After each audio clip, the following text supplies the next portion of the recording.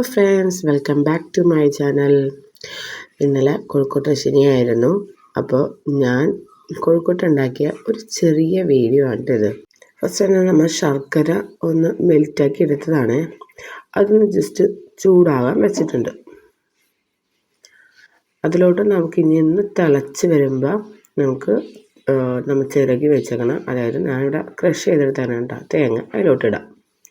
ശർക്കര നന്നായിട്ട് ബോയിലായ ശേഷം അതിലോട്ട് നമ്മുടെ തേങ്ങ, ഞാനിത് ഒരു മുറി തേങ്ങയാണ് എടുത്തേക്കണത്. എൻ്റെ പൊട്ടിക്കണ ഗുണം കൊണ്ട് ചിരട്ടയിൽ നിന്ന് തേങ്ങ വിട്ടുപോകുന്നു. പിന്നെ ഒന്ന് ക്രഷ് ചെയ്തെടുക്കുകയും ചെയ്തത് കേട്ടോ. എന്നിട്ട് തീ കുറച്ച് ഇളക്കി കൊടുത്തോണ്ടേ ഇരിക്കണം കേട്ടോ. ഇത് നന്നായിട്ടൊന്ന് ടൈറ്റ് ആകണ വരെ ചെറിയ തീയിലിട്ട് ഒന്ന് ഇളക്കി കൊടുത്തോണ്ടേക്കും. ഇതിലോട്ട് 4 ഏലക്ക പൊടിച്ചിട്ടിട്ടുണ്ട്. തീ കുറച്ച് വെച്ചിട്ട് തന്നെ നന്നായിട്ട് ഇളക്കി കൊടുക്കുക. അത് നന്നായിട്ടൊന്ന് ആയിട്ടുണ്ട്. ഇനി നമുക്ക് മാറ്റി വെച്ചിട്ട് ഇനി നമുക്ക് മാവ് റെഡിയാക്കാം.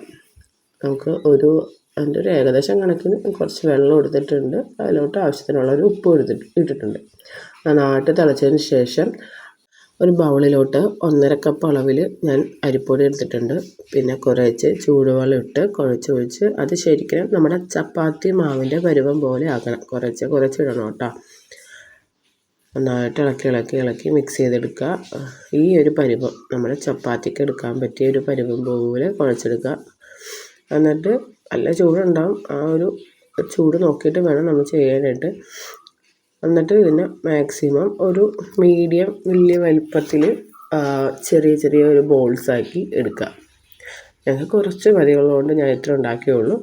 പിന്നെ എല്ലാം ബോൾ സെറ്റ് ചെയ്ത ശേഷം എനിക്ക് ഫില്ലിങ് റെഡിയാക്കാനായിട്ട് നമ്മുടെ അകത്ത് ഇങ്ങനെ കുഴിക്കാനായിട്ട് ഒരു കൈ വിരലിൽ ഇങ്ങനെ നനച്ച് കൊടുത്തിട്ട് വേണം കേട്ടോ അങ്ങനെ കുഴിച്ച് ഇങ്ങനെ എടുക്കാനായിട്ട്.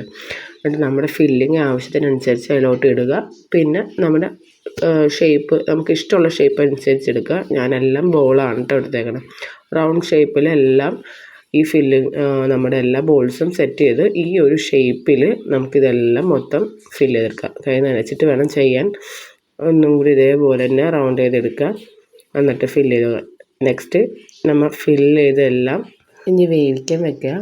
നമ്മുടെ ഇഡ്ഡലി പാത്രത്തിലോട്ട് ഞാൻ കുറച്ച് ബേ ലീവ്സ്, പട്ടയില, അത് ഫ്രഷ് പച്ച കിട്ടും, അത് നല്ല മണമായിരിക്കോട്ടോ നമ്മുടെ കൊഴുക്കട്ടയിട്ട് വേവിക്കുമ്പോൾ. നമ്മൾ ഇനി ഫില്ല് ചെയ്ത് വെച്ച എല്ലാ കൊഴുക്കട്ടയും ജസ്റ്റ് ഇതൊന്ന് ചൂടാക്കി കഴിഞ്ഞ ശേഷം ഇതിലോട്ട് വെക്കാം. അപ്പോൾ ഫ്രണ്ട്സ്, ഇത്ര ഉള്ളിട്ട് ഇന്നത്തെ വീഡിയോ അല്ല. നമ്മൾ കൊഴുക്കട്ട നല്ല അടിപൊളിയായിട്ടിരിക്കണം. എല്ലാവർക്കും ഇഷ്ടപ്പെട്ടാൽ ലൈക്ക് ചെയ്യുക, സബ്സ്ക്രൈബ് ചെയ്യുക. ബൈ.